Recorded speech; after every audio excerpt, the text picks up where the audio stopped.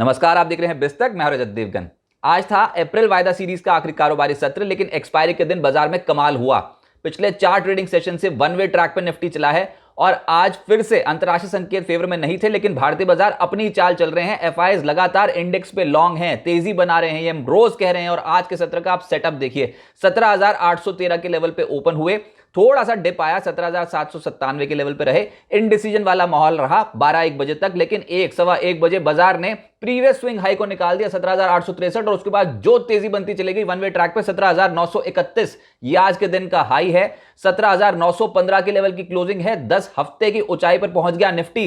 101 अंकों की तेजी आज के सत्र में बनती हुई नजर आई। निफ्टी बैंक आज थोड़ा पिछड़ रहा था, लेकिन फिर भी 170 पॉइंट्स पॉजिटिव बंद हुआ और 43,000 के साइकोलॉजिकल लेवल पे बंद हुआ। तेजी पकड़ी दोपहर बाद। सेंसेक्स 348 अंकों की बढ़त के साथ हुआ है बंद। एडवांस डिक्लाइंस निफ्टी के 41 शेयर्स हरे निशान में बंद हुए हैं, 9 शेयर्स लाल निशान में। लेकिन जोर किसका था, तेजी कहां बन रही थी? Infosys, Reliance, Kotak bank, HDFC bank, Bajaj finance, ये सपोर्ट कर रहे थे मार्केट को। और जो गिरावट थी उसमें HUL, axis bank, HDFC life, TCS, power grid, यहां पर दबाव था।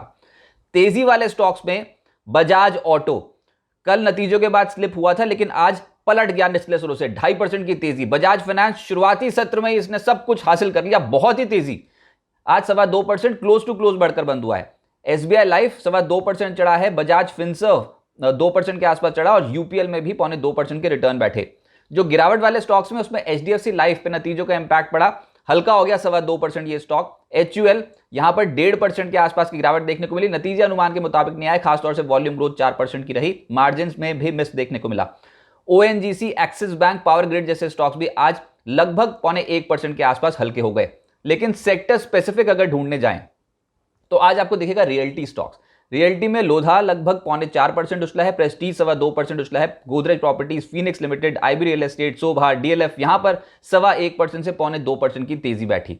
आईटी स्टॉक्स में हुआ यह कि एलएनटी टेक्नोलॉजी सर्विसेज के नतीजे बाजार को बेहद पसंद आए और सुबह से ही देख रहे थे कि यह स्टॉक एकदम से ट्रेडिंग ग्रुप में आ गया है, तेजी पकड़ रहा है और क्लोज टू क्लोज 8% की तेजी बनी। इसके अलावा एलटीआईएम चढ़ गया 4%, कोफोर्ज 3% चढ़ा है, परसिस्टेंट 2% चढ़ा है। तो ये जो मिड कैप आईटी है इसने बहुत स्ट्रॉन्ग मोमेंटम पिकअप कर लिया। इसके अलावा इन्फोसिस और एम्फोसिस में हल्की खरीदारी लोअर एंड से बनी। निफ्टी बैंक के सभी कंपोनेंट्स नहीं चले, लेकिन जिनका जोर था, जो निफ्टी बैंक को ड्राइव कर गए लेटर हाफ में, उसमें कोटक बैंक था। इसके नतीजे आने वाले हैं शनिवार को। इसके अलावा बंधन bank, IDFC First bank, bank of Baroda, HDFC bank, IndusInd bank जैसे स्टॉक्स में हल्की खरीदारी होती हुई नजर आई। एक्सिस, फेडरल और एसबीआई पिछड़ गए, यहां पर लाल निशान की क्लोजिंग है। फाइनेंशियल्स में बजाज फाइनेंस का तो आज जबरदस्त ट्रेंड इमर्ज हो रहा है और ये इनफैक्ट अब पोजिशनल बेसिस पे ये स्टॉक बहुत अट्रैक्टिव लग रहा है। तो 2.25% के आसपास आज तेज हुआ। SBI Life, Chola Finance, Bajaj Finserv, Kotak Bank 1.5% से 2.25% तेज हुए हैं। एसबीआई कार्ड जिसके नतीजे कल आने वाले हैं उसमें लगभग 1% की तेजी बैठी। एचडीएफसी और एचडीएफसी बैंक दोनों स्टॉक्स आधे फीसदी के आसपास चढ़े, लेकिन इसी स्पेस में एचडीएफसी लाइफ टूटा है, आईसीआईसी प्रू टूटा है, एचडीएफसी एमसी टूटा है, यहां पर गिरावट देखने को मिली। ऑटोज में यहां तो कमाल हो ही रहा है। देखो सीरीज के सरताज हैं फाइनेंशियल्स और ऑटोज, अप्रैल सीरीज में जो धमाका करके गए हैं ये स्टॉक्स। आज के सत्र में बजाज ऑटो 2.5% चढ़ा है, Sona Comstar, Balkrishna Industries, MNM, Ashok Leyland यहां पर तेजी बनती हुई नजर आई। Motherson Sumi, Eicher Motors, Tata Motors, Bosch, Maruti इनमें आधे फीसदी से 0.1% के आसपास की तेजी बैठी।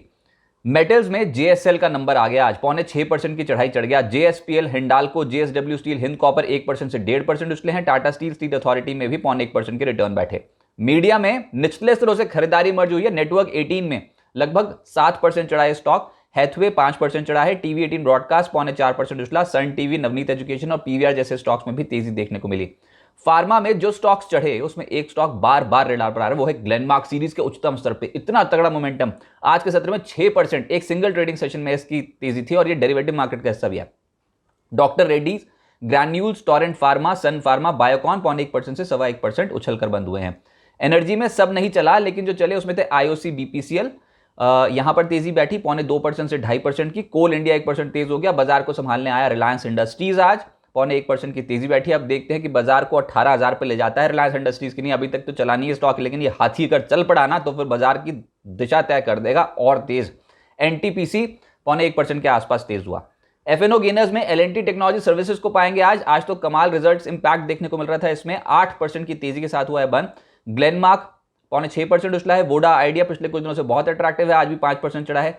सिटी यूनियन बैंक में खबर ये थी कि इनके मौजूदा एमडी सीईओ को आरबीआई ने अनुमति दे दी है, 5 साल के कार्यकाल उनका एक्सटेंड कर दिया है, तो वो 5% तेज हो गया city union bank. Syngene results impact था, 4% ऊपर बंद हुआ।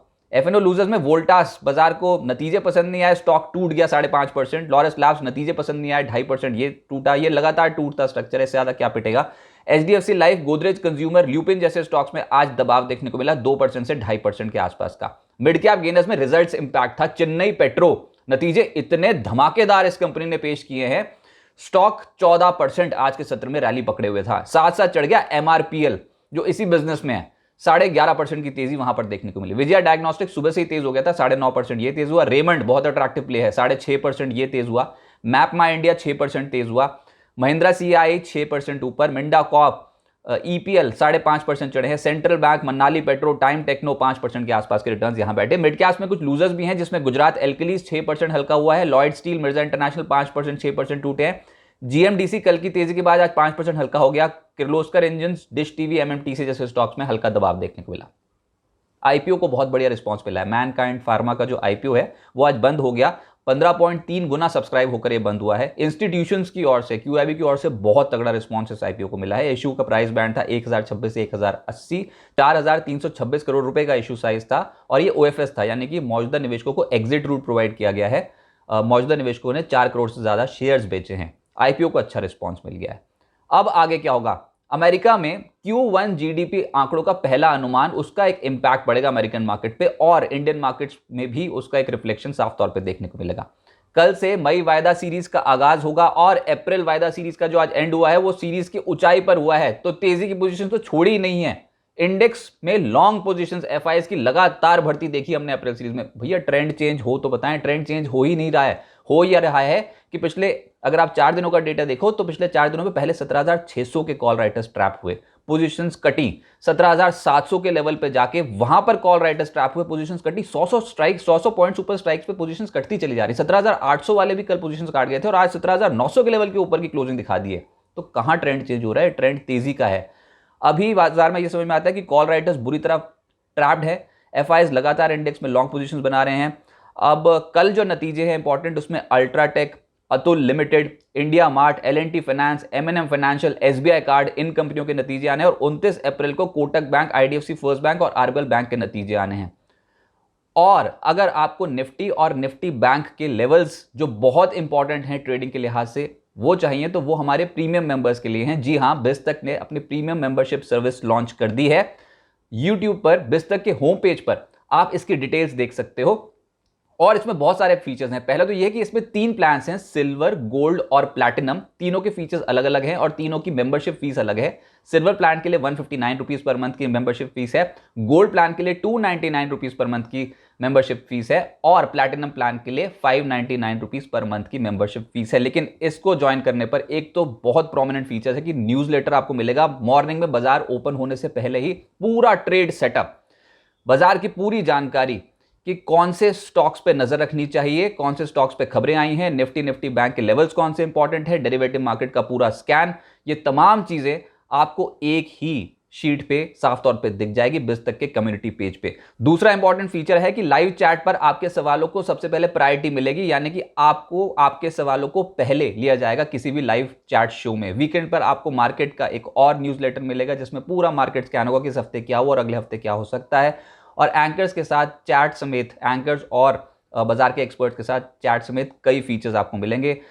मैं फिर कह दूं कि 3 प्लान्स हैं, सिल्वर, गोल्ड और प्लैटिनम। उसकी डिटेल्स आप पढ़ लीजिए, और जो भी प्लान आपको सिलेक्ट करना हो वहां पर एक ज्वाइन बटन दे रखा है, उसको आप क्लिक कर दीजिए और पेमेंट कीजिए, और उसके बाद आपको प्रायोरिटी मिलेगी, आप रहेंगे सबसे आगे।